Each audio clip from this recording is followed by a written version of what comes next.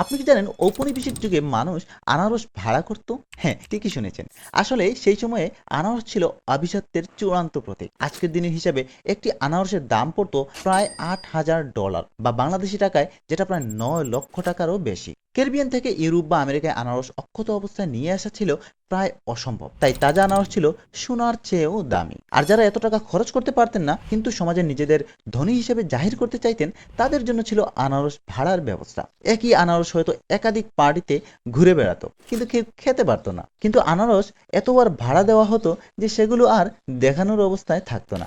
এই আনারস প্রদর্শন করাটা ছিল সম্পদ, যোগাযোগ আর রুচিশীলতার প্রতীক। স্থাপত্য, আসবাবপত্র, এমনকি চীনামাটির থালা বাসনেও আনারসের নকশা দেখা যেত। এই আনারস বিলাসিতা 19 শতক পর্যন্ত চলেছিল।